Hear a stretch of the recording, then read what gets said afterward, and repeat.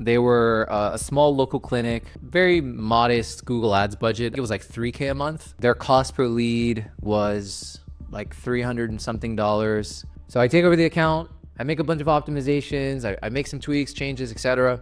And their performance, I kid you not, in the span of 1 week, the cost per lead more than halved, and the volume of leads also increased. So as you can imagine, I was feeling good. I remember getting on the call with him, and I'm like, okay, fine. All right, well, how about those leads, right? And he's like, it's not enough. And I was like baffled. In my perplexed state, I asked him what I call the $1 million question, which I never asked in the sales process. What does success look like for you? Hey everybody, welcome to episode 8, the final episode of Performance Therapy. I hope you guys have been enjoying our therapy sessions as we've ranted and gone deep on all these different topics. Today we are talking about something spicy. Horror stories from paid media partnerships. And we want to talk about some of the experiences we've had. So, ideally, you don't have to go through them, or you can be mindful of them to avoid them as much as possible, but also like how to choose the right partner. So whether you're working with an agency or you're working with a freelancer or a consultant, or even if you're trying to make the hire internally for you to bring on a performance marketer, how can you make the right fit? So that's going to be the topic of today's lesson. Gonzalo, are you ready to dive in? Yeah. I know you have a lot to say, so I'm actually ready to start. So let's just start off with some experiences of things that we went through. And the first one that comes to my mind is actually not B2B related, but it's the one that I always default to because it was like my first real experience that scarred me, but it made me better. And essentially it was one of my first clients, Google Ads client, and it was a foot doctor. They were a podiatrist. And I remember they were a small local clinic. I think they only had like 2 locations, very modest Google Ads budget. I forget. I think it was like $3K a month. And essentially before working with me, their cost per lead was like $300 and something dollars. And they weren't generating a ton of volume. So it wasn't very efficient. Anyways, so I remember taking over the account. And especially, you're early on, so you're excited, you're motivated, and you're looking to build social proof, right, and get those wins. So I take over the account, I make a bunch of optimizations, I make some tweaks, changes, etc. And their performance, I kid you not, in the span of 1 week, the cost per lead more than halved. It went from like $300 per lead down to like $15, $20. It was dramatic. And the volume of leads also increased.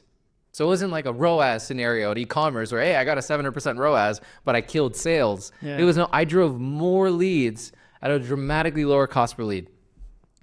So as you can imagine, I was feeling good. The man. Right? I'm like, I'm the freaking man. You know what I mean? Like I was like super excited to get on that next check-in call because I was like, I felt like I won the Olympics, you know what I mean? Like I am, imagine too, like when you're first starting on ads, yeah, like you get that you rush. get that rush and that dopamine, right? Like, cause you're building your own confidence, right? Cause when you first start in ads, you're so scared of like, can I actually get results? And anyways, I remember getting on the call with him. We'll call him Dr. T. And I'm like, Dr. T, how's your week? How you doing? Like all pumped up. And he's like, yeah, I'm fine. And I'm like, okay, fine. All right, well, how about those leads, right? And he's like, it's not enough. And I was like baffled. And like in my perplexed state, I asked him what I call the $1 million question, which I never asked in the sales process. What does success look like for you? Because in my mind, I was like, wait a second. You literally just like 10x'd your conversion rates, like everything went up. And in his mind, he was like, it's not enough. And long story short, like his expectation, once I asked him that question, what does success look like for you?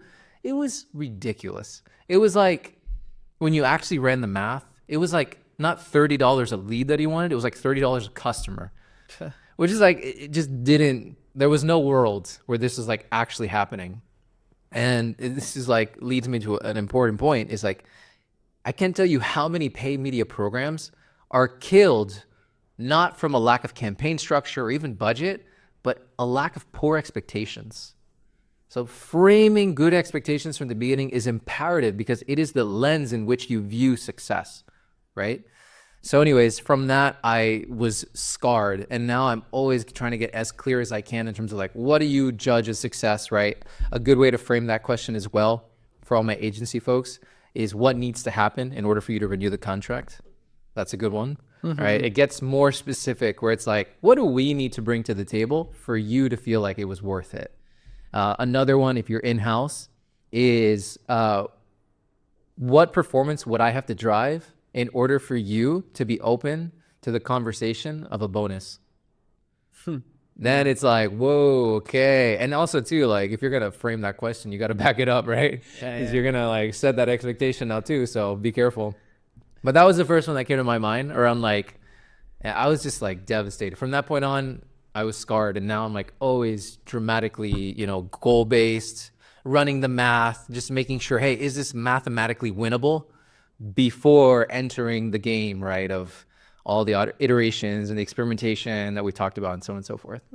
What about you? What comes to mind? Yeah, coming to this episode, I didn't have a specific case, but I'm thinking about one already. Like way back, there was this client and they invested like 5K before hiring an agency. So they were investing 5K in-house and they were selling mattresses and they generated, I don't know if it was 10K, 15K in sales. So they were like, okay, we're hiring the agency, we're tripling the budget. So now we expect to triple the revenue, And I mean, it didn't happen. Of course, it's not like that. You might have some early wins, but it's not like that. And then the clients stick around for several months or maybe a year or so. But the point is, now we were playing catch up because we didn't align the expectations with them. We were just trying to get the client. So we said, oh, let's do it. Yeah. And I wasn't even involved in the sales process. But the point is that now, because the expectations weren't set from the beginning, now it looks like, okay, these guys aren't doing their job. And now you're over delivering to keep the client. And that's when you're pretty much losing money with the client because you're putting all these resources like, oh, okay, we're not getting performance. Let's get them landing pages or let's get them designed. Yeah, because you want to keep the client. So, okay, if they're not seeing value with performance, let's see, okay, what about creatives, What about we can make some edits to the videos? So now you're stretching yourself to accommodate for a client. And it's a losing battle because in their mind, you're already losing the battle. Yeah. And in their case, it's like a family business too. So it's like, oh, when we were doing it in-house, we were seeing success and now we hired the experts and now we don't see that success. We're better off doing it ourselves. And then you have I mean, we don't have that in B2B SaaS. That's not often where, oh, I have a niece who does social media, that kind of stuff. They value expertise. Yeah. So yeah, that came to mind when you were speaking about that scenario, because that still happens at a different degree with not existing clients in the regard that they have crazy expectations, but I feel like we do a good job at setting the expectation from the beginning. So that's why, knock on the hood, we don't have that much churn, right? Yeah. But before, and depending on the size of your agency and the types of contracts, regardless if it's B2B or if it's SaaS, if it's B2C, sometimes you're doing your best to sell the client and then you're saying, yes, man. Yeah. And now it's such an easy trap. If you're on the sales side or if you're a small agency, like you're the owner, you don't even thinking about what that causes to the rest of the team that's on the other side. And yeah, oh scary. My God, so much to like, so many threads to pull there. Yeah. You're right. Expectations start in the sales process. That's critical. And me, myself, as the salesman for conversion. One-man army. Like I try to remind myself that it's like, I'm setting the expectation here that will then proceed into the actual fulfillment. So how I sell matters a lot. And the mechanisms in which I sell matter a lot. And I think the other thing too, in terms of framing expectations, I think it's so important to also frame the expectation of how many things have to go right in order for something to happen. So for context, another horror story. there's a client that it's coming to my head where they are benchmarking success not based on qualified pipeline generated, but return on ad spend. This is a B2B SaaS client. So they're not interested in, hey, if you drove a 5x pipe to spend or 6x, which is great. They're interested in how much revenue am I generating back from my ads in relation to my cost, which sounds great and is very valid, right? Which we're all game for. But in terms of setting the expectation, if we're going to be gold on revenue, then we have to equally understand all of the parts that need to go right in order for that revenue to manifest. So if like you think about like what is marketing in control of and what is sales in control of, if we're talking sales led, marketing is really only in control up until the point of generating the qualified opportunity. Once sales says, hey, this is a qualified opportunity, great job marketing, it's really out of marketing's hands, right? Now, marketing can help sales with like acceleration campaigns and things like this and help with cover, but it's now on sales jobs, right? The other thing too that's out of marketing's hand is what's your win rate? How good is your product, right? Yeah. And actually converting those opportunities. How do you stack up against the competition? And the other thing that's out of marketing's hand, I am totally ranting in this therapy session, Do it. is what is your average deal size? Yeah. You know, like we can get you exactly the right person, but if your average deal size is so low, it's going to be much harder for you to break, at least break even on your return on ad spend, because again, you have less margin, right? Versus if this is why I love enterprise. I get you one deal, I just closed, Popping the champagne. Yeah, you're popping the bubbly, like I just paid for the whole year, Yeah. which is awesome. But when you're dealing with like SMB, PLG, lower, like lower mid-market, this is where this can start to become more of an issue. So if you are going to be benchmarked, whatever it is, right, at the end of the day, I think it should always be pipeline and revenue centric, right? We're not here to generate leads or trials. We're here to generate business impact. But if it's going to be revenue oriented, there must be clear alignment on, hey, we're assuming this win rate. We're assuming this deal size, right? So then, because again, like this is out of marketing's hand.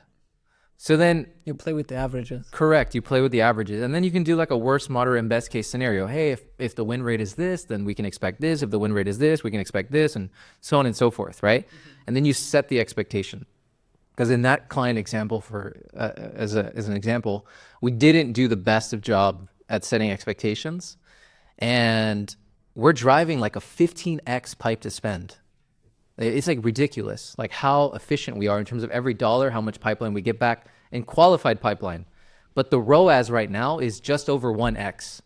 But And the rules is lagging too. and the ROAS is lagging, but even then it's like we're revenue positive, right? Like we're just over break even.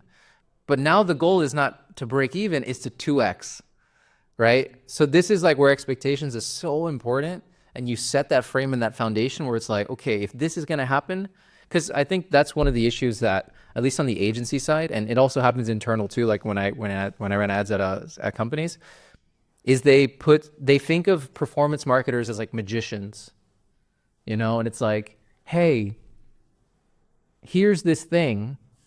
This thing has nothing going for it, but I want you to turn it into a success, right?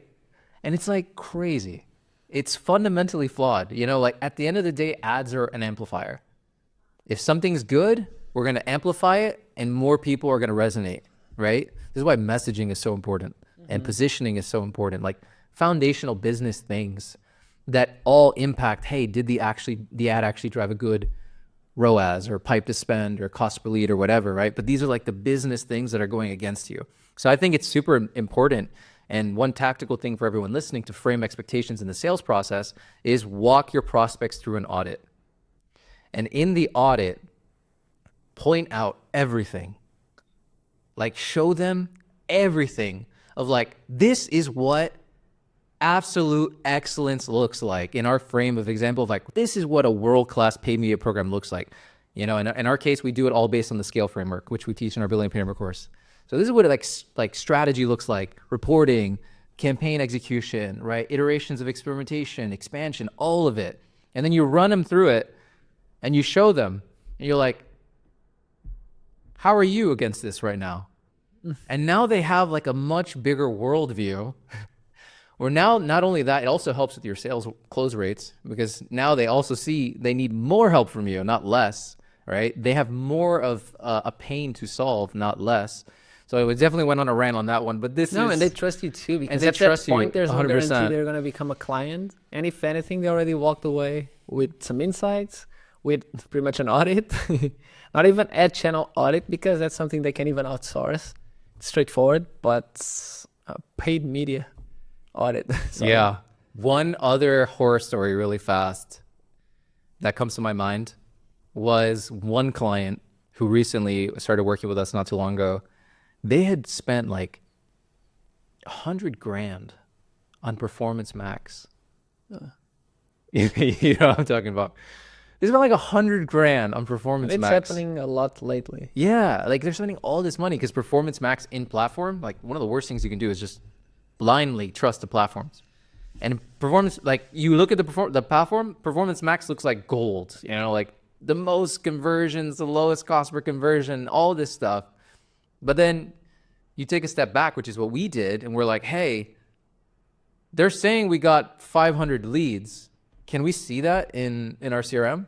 And it was like phantom conversions. They weren't real. It was, you know, make believe, Fugazi, you know what I mean? Yeah. Like it doesn't exist. It's fairy dust, you know? But we, like, if you just look at the platform, you're like, oh, do more, right? And that was what was happening.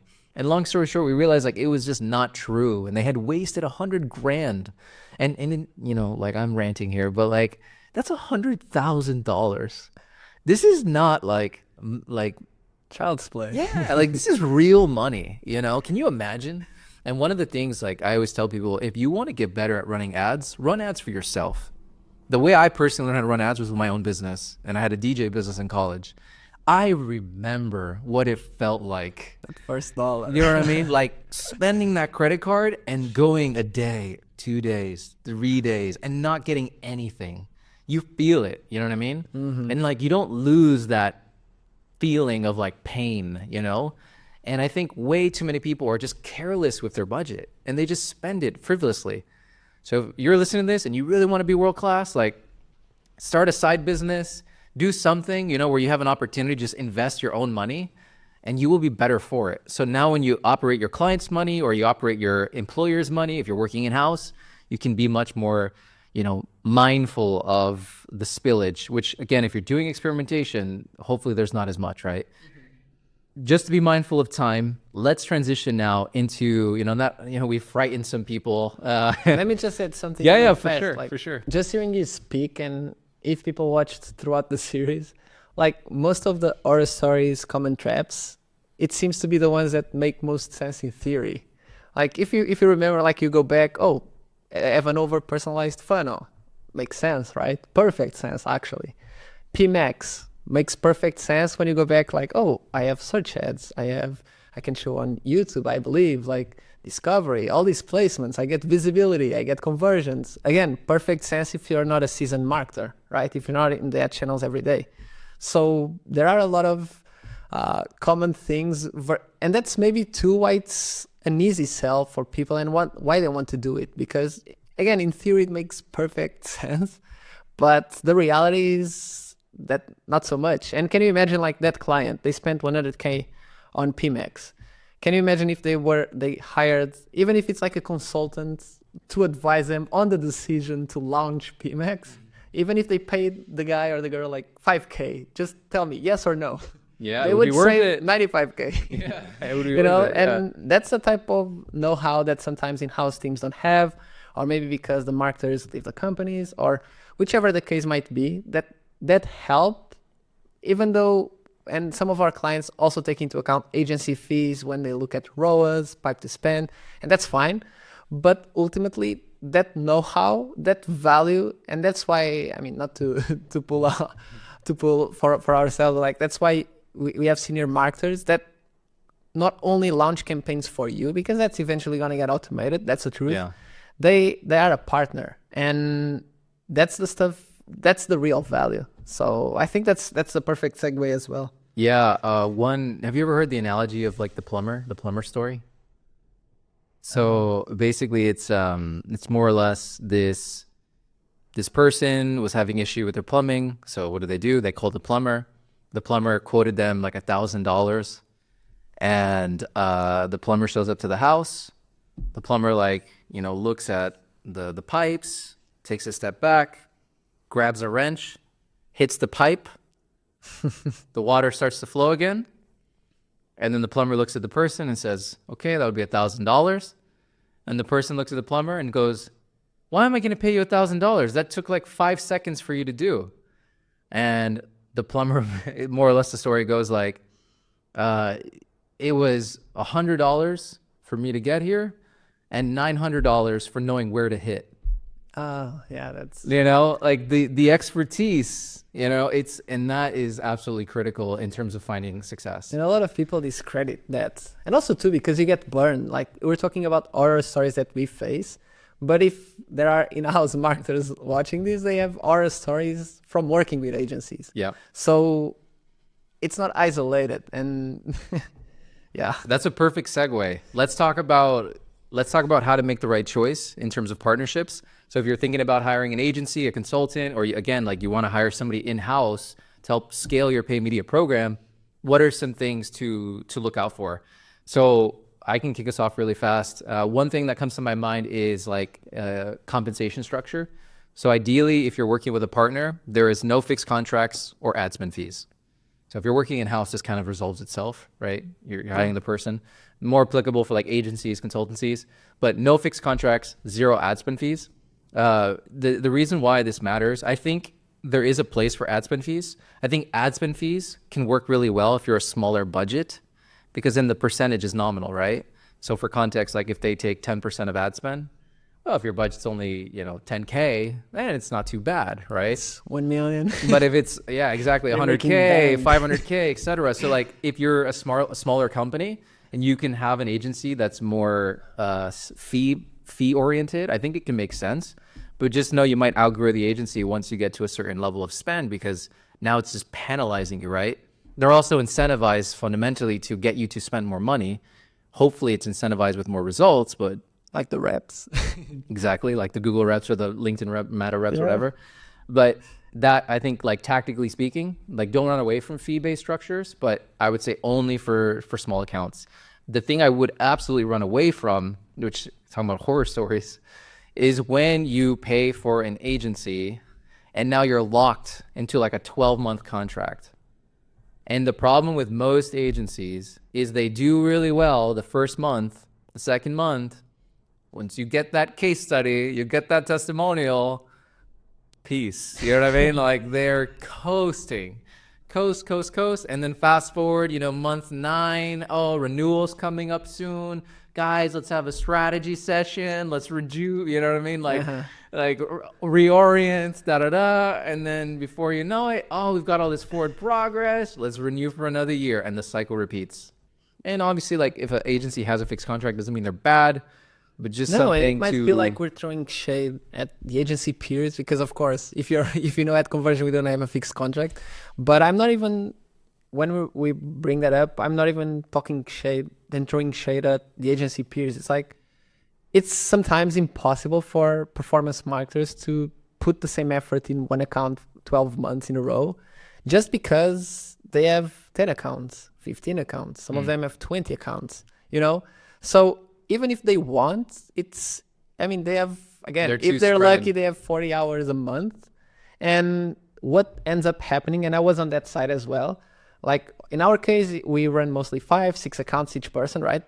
But I was on the other side. I didn't have 15, but the client that complains the most gets the most attention. Yeah, it's right? a big problem. Yeah. And sometimes it's not the larger client, because from my experience, the larger client they're always nice. They know it takes time. Hey guys, can you help me? It's more professional. Yeah. They're more professional, and what they get in return, and again, not because the performance marketer wants, but they get less attention because they're less noisy. And now the small client that gets charged, I don't know, 5K a month is getting more hours from the team than the client that pays them 20K a month. Yeah. And just because they don't complain. And that's how some agencies operate. So it's more so my complaint is against the model, not necessarily the people are working there, Right. because I'm sure they're doing the best the same way I was doing my best, but you just have to prioritize, you know? The game you're in, basically. Yeah, and that's what you get sometimes. And also too, when you work with accounts and even in our competition, you have other companies that work with fewer accounts, like each performance marketing, that's fine. But when you get to those accounts where each person has 15 accounts, you're also paying less a month. So you can expect the same treatment, or at least you should be paying less, but you can't be expecting the same treatment from a company where you're just one more account for a person that handles 15 versus a company that charges you a little bit more or a double, whatever the case might be, but you know that that person is only managing 5 accounts, 6 accounts, 7 accounts, right? So it's not even, it's not really against the people that are there. Yeah, it's it's the like the model. system. Yeah, for sure, for sure. One thing that comes to my head here is if you are vetting agencies, freelancers, et cetera, whatever, ask to speak with the person that's actually going to be running your account.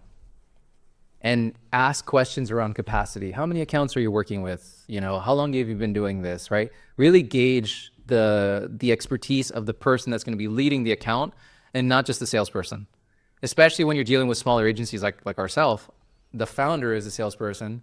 That's who they know. Yeah, that's who they know. And they're like, oh, you know, Silvio, you're great, but who's going to be running my account? Yeah. You know, and like making sure that they have that before the deal is closed, where you can meet the person you're going to be working with, right? Like your partner in ads, et cetera, is really helpful. And then again, like asking those questions around bandwidth. So then you can also align expectations, right? Where are your expectations realistic with what they can provide? You know, for context, like if you're expecting them to be an extension of your team, where they're in Slack with you, sending messages, you know, following up on stuff, et cetera, then it's like, do they actually have the bandwidth to be an extension of your team? Because that implies a lot. One other thing here that I want to point out on is around channel expertise. So when you're choosing, you know, some sort of partner agency, again, in-house, et cetera, some agencies are really good at certain channels. Some agencies have more scope. Some people are like, some specialize in certain things, et cetera. It's not necessarily that like, partnering with an agency that's just a LinkedIn ads agency or just a Google ads agency or just a Meta ads agency is a bad or good thing.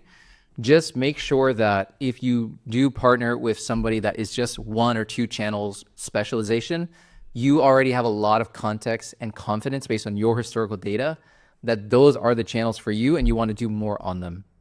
Because the trap that you might fall under, which I've seen in the past, is if, you know, and again, goes back to the model and the system. If I'm an agency and I'm a Google ads agency and all I do is paid search, and you come to me and you're like, I want to do ABM, instead of telling you the truth, which is paid search is going to become less effective as a channel, I'm going to like sell you all this fairy dust, right? Of like, oh, we could do this and we could try this and this. And like, sure, it can help.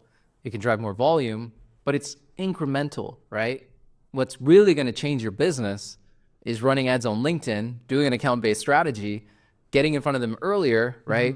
And then that can manifest in more obviously like high intent searches, et cetera. So I think that's another one just to be careful of, is like, do they have the expertise that you are looking for in relation to your goals, in relation to your motion, right? If you're going to try to go up market and go enterprise, like, do they have experience doing that? If you want to do more on LinkedIn because you're sure about it, like, do they have the experience there, right? So then again, like really what you're looking for is a strategic partner. Because with AI and automation and the future of paid media, execution is gone, you know? And like the maxim version that I see with agencies in the future is like all agencies will eventually just become like consulting firms. Like I kind of think of like McKinsey, you know, as like the analogy I use. Like the McKinsey is like one of the biggest consulting companies in the world, biggest agencies. And what are they primarily paid for? It's not execution. They outsource that. Like it's crazy. If you see these big agencies, the big agency hires another agency, that agency hires another agency, that agency hires another. It's like this crazy, you know? Yeah. And eventually it goes down to like the lowest level and like somebody's actually doing the work. All the big agency is doing is they're selling their knowledge and their expertise, right? And I really see that as like the future of agencies. And we're gonna all basically just become like advisors, you know? And I kind of see like with like us specifically, we've got a portfolio of companies we work with. We test, we iterate, we learn, we know what works, etc. And then when you work with us, it's like, hey, you're getting access to this collective learning and experience and our frameworks and our methodologies. So just a point to nail there.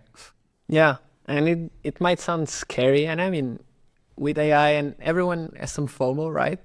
Especially agencies, especially the ones that aren't trying to evolve and are just focusing on, oh, I can launch you that campaigns. And I got that feedback the other day with speaking with a client where they were like, oh, we spend so much time preparing and planning the campaign that when it's time to actually launch and execute, we kind of feel like we could do it ourselves instead of asking you guys to do it. So what we're most looking forward from the relationship with you is actually that consulting, getting that strategic advice, new ideas. Like innovation is a big piece, and we have this episode where we spoke about experimentation. But for some clients and some of ours as well, results aren't enough.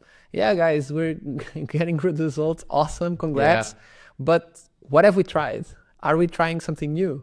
Also too, because, and again, another episode like the shiny object, they see it all the time. So if you're just doing LinkedIn and Google, hitting their goals, and then they're seeing companies succeeding on Meta, succeeding on Reddit. Okay, these guys aren't even pitching this stuff, you know? Why am I coming up with new ideas all the time? Why aren't you bringing ideas to the table? So that's another story. And again, like when we go back to that, I wouldn't call it broken model, because those types of agencies where people manage multiple accounts work for some companies because they don't have the budget and they pay less. You're getting what you paid for. Yeah, exactly. But it works, but you can't expect that level of proactiveness. And that's where agencies or brands get burned.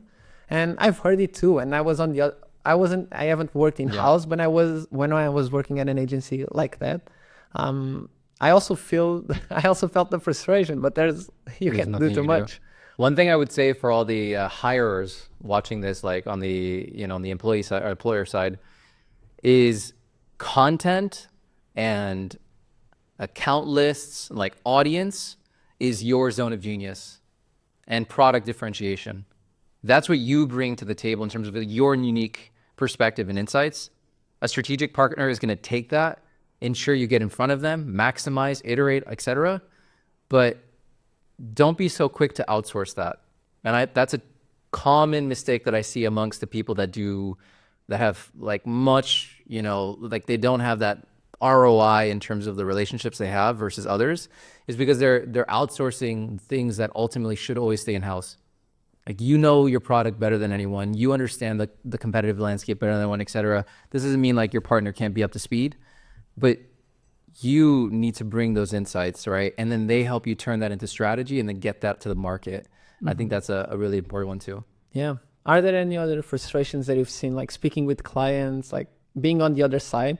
Because we're making or giving a lot of emphasis to, what's working with a bad agency? But have you heard, like when you're interviewing clients or prospects in this case, like any of those, like the top 3 things that got them burned and agency allergic in the past?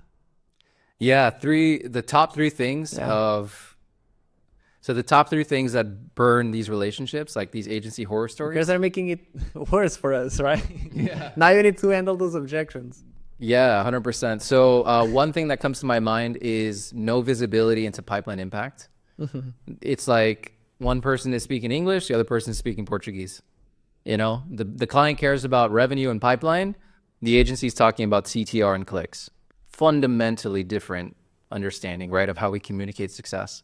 So if you're not on the same page with your agency provider or your consultant or whoever, and they're not asking you for CRM access, they're not asking you to build some sort of dashboard that connects their activities and your source of truth, right? That's already a red flag. So I would say that one is huge. And the amount of people that I show, like, hey, you need this, like reporting, they all nod their head in agreement. The second one is strategy, which is probably a little bit more niche, but just understand, depending on your level of scale, it's like anything, right? Like you need certain like help at certain stages of your company's journey. So when you are really scaling and you're trying to take it to the next level, you are going to need more strategic guidance, which is much more boutique and like specialized. So this is like now where the general agency that handles B2B, B2C, you know what I mean? Everyone under the sun start to become less effective, where you need more of a specialist, right? Like, for example, like if you're in e-commerce and you're in the retail space, if you could find a retail e-commerce agency, like ideal, right? Like specialization, right? If you're in B2B, like a B2B SaaS agency, etc. So that's the second one, is like that strategic guidance. That's a big gap. And then I would say the third one is just like the resources to execute, like the quality of the work to execute. So for context, like if you're hiring creative resources, make sure that that company actually has an internal creative team, right? That they've built, they've trained, they're up to speed. Because now with AI and all this stuff, it's like if the bar is just, you know, if they're outsourcing it to somebody on Upwork, and the bar is that low, it's like you might as well just go direct to the person and do it yourself, right? And like cut out the middleman, or vice versa, go to AI and like create iterations. So I would say those are the three things. Makes sense, yeah. Cool. And I feel like that comes up a lot often as well. So I think it's timely. And I don't know when this is gonna get aired, but I feel like it'll be relevant and ongoing. I don't think this will ever go away, honestly. I think it's human nature, you know, it's always going to happen. Yeah. So all in all, if you ask these questions and you keep these things in the forefront of your mind, hopefully you won't have as bad experiences. And equally important in terms of like whoever you bring on, you know, try to be a good partner to them. It's always a 50-50 relationship, and try to make it successful and work in terms of driving the impact that you ultimately want to do here. Thanks so much for watching this episode. If today's combo hit home for you and you want to go deeper, check out adconversion.com. You'll find free courses, a killer advertising community, and if you're ready to scale, we'd love to work with you.